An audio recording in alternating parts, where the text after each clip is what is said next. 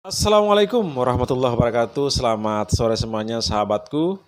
Kita berjumpa lagi membahas hal-hal yang terjadi di Republik ini. Sebagaimana PDIP menginstruksikan seluruh kadernya yang menjadi kepala daerah untuk tidak mengikuti retret di Magelang.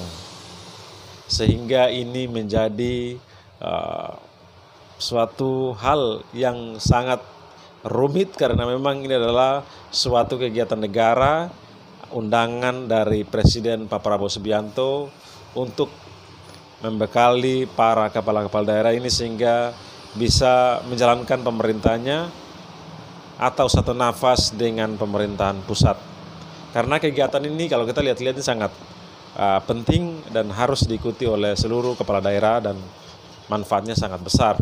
Dengan itu, dengan adanya langkah kebijakan dari partai PDIP ini tidak terlepas dari penetapan Hasto sebagai tersangka dan ditahan di KPK, sehingga membuat Bu Megawati menjadi marah dan memerintahkan seluruh kadernya untuk tidak mengikuti retret di Magelang.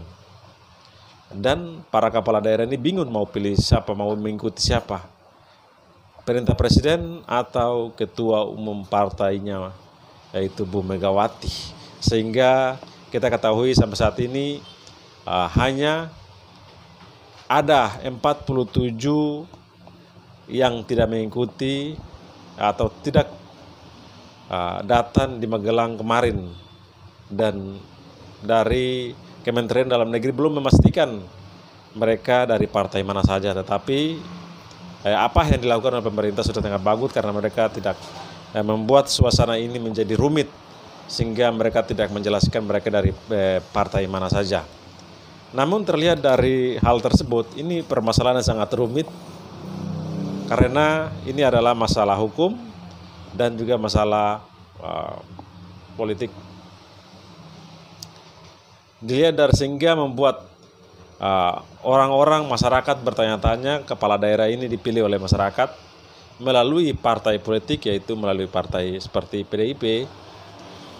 Masyarakat sudah berhak untuk menentukan pemimpinnya masing-masing, tetapi dengan instruksi dari PDIP ini menjadi satu kendala dan menjadi problematika yang rumit untuk bagaimana bisa menyelesaikan permasalahan tersebut. Karena bentuk kemarahan PDIP ini adalah tidak terlepas dari Pak Hasto ditetapkan sebagai tersangka. Sebagaimana Pak Hasto sampaikan, dengan begitu berapi-api, beliau sampaikan periksa dan mengadili Pak Joko Widodo juga. Dan meminta kepada KPK untuk bisa melaksanakan hal tersebut. Namun kita ketahui bahwa dengan santainya seperti yang kita ketahui, Pak Joko Widodo selalu merespon dengan suara yang rendah namun berisi. Beliau periksa saja, kalau ada bukti ya monggo. Tapi kalau kita mendengarkan statement yang disampaikan oleh Pak Joko Widodo ini, itu walaupun santai tapi berisi dan dia memiliki kekuatan yang sangat kuat. Apalagi KPK ini kita ketahui bahwa beliau sendiri yang menentukan KPK itu berada di sana. Itu adalah orang-orang Pak Mulyono. Dan apakah mereka berani untuk memeriksa Pak Joko Widodo? Kalian pasti akan bertanya-tanya. Saya rasa tidaklah. Walaupun hari ini kita menyerahkan bukti-bukti, datang ke KPK, dan KPK akan memeriksanya, lalu mereka sampaikan tidak ada bukti yang kuat. Sudah tahu seperti itu. Namun kita kembali lagi membahas kasus Hasto, sebagaimana beliau telah ditersangkakan dan kasus ini mengenai dengan katanya dan mungkin sudah terbukti dan sudah menjadi keyakinan KPK sehingga menetapkan Pak Hasto ini menjadi tersangka, yaitu melakukan suap kepada Komisioner KPU RI Wahyu Setiawan waktu itu sebagai Ketua KPU. untuk meloloskan atau menjadikan Harun Masiku sebagai DPR RI waktu itu. Dan juga dari KPK menyampaikan bahwasanya Pak Hasto melindungi Harun Masiku dengan memerintahkan merendamkan HP-nya dan juga menyuruhnya untuk lari atau keluar dari Indonesia. Dan mungkin KPK sudah memiliki bukti tersebut. Namun yang menjadi pertanyaan di sini yang harus kita garis bawahi bahwa kasus ini telah terjadi dari 2020. Ya, hampir sekitar 5 tahun yang lalu. Dan kita ketahui bahwa Pak Presiden berasal dari kader PDI Perjuangan, dan mereka saat itu memiliki kekuatan. Sehingga kasus ini tidak menjerat mereka. Apalagi Pak Hasto sebagai orang terpenting di PDI Perjuangan waktu itu. Entah waktu itu sebagai sekjen atau belum, tapi beliau sudah berada di posisi strategis di PDI Perjuangan. Sehingga kasus ini tidak bisa diungkit atau diselesaikan.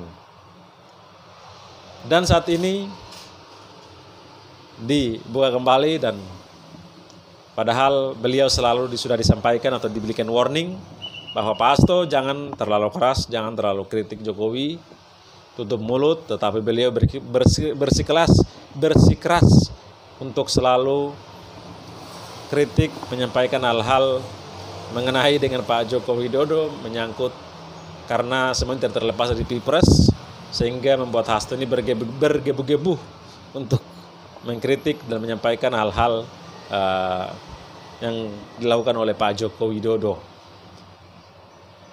ya kan? Namun saat ini kenapa dibuka? Yang perlu kita garis bawahi bahwa kita tidak membela koruptor, ya. Kita tidak membenarkan apa yang dilakukan oleh Hasto. Tetapi yang di sini yang kita soroti adalah kok hukum bekerja seperti itu. Jadi selama ini sampai saat ini adalah hukum akan bekerja untuk kepentingan kekuasaan, bukan untuk menetapkan atau menetapkan hukum ini sebagai panglima yang tidak mengenal pandang bulu, ya kan? Jadi lawan akan disasarkan dan kawan akan aman. Makanya partai-partai politik yang terindikasi melakukan tindakan korupsi, mereka akan sudah mencari titik-titik aman, yaitu selalu nempel dengan pemerintahan, sehingga mereka aman terus-terus, karena mereka takut untuk berlawanan dengan orang yang memiliki kekuasaan. Nanti besok-besok PDIP berkuasa seandainya 2009 seandainya, pasti orang-orang yang itu pasti pindah lagi partai-partai lain, cari aman mereka. Ya sampai kapan negeri ini kalau cara hukum bekerja seperti itu? Yang kita meminta adalah bagaimana hukum ini bekerja, siapapun dia mau berkuasa atau dia mau apa, tegakkan. Itu yang kami minta. Karena kasus Hasto ini udah selesai, sehingga kasus ini diungkit lagi, sehingga mereka selalu sampaikan bahwa kasus ini bermuatan politik, tetapi kasus ini benar adanya, tetapi bermuatan politik karena memang kasus ini sudah diorder oleh seseorang. Karena kita ketahui sebelum Pak Hasto ditetapkan sebagai tersangka, mereka sudah memberikan warning, Pak Hasto jangan terlalu banyak ngomong. Berarti semua itu mereka sudah tahu. Sisa yang memberikan order, tombol heads, tangkap. Makanya kasus ini bekerja dengan sebaik-baiknya dan secepat-cepatnya. Seperti kasus Pak Tom Lembong mengenai kasus kebijakan. Atau kita berpikir apakah kebijakan-kebijakan negara yang tidak merugikan negara banyak yang terjadi. Tetapi kenapa Pak Tom Lembong yang disasar? Itulah semua adalah yang sudah diatur oleh orang-orang yang berkuasa. Oke teman-teman semuanya, silakan kalian pikir sendiri mengenai dengan hukum kita di Republik ini. Memang sungguh disayangkan. Oke, terima kasih. Wassalamualaikum warahmatullahi wabarakatuh. Salam akal sehat.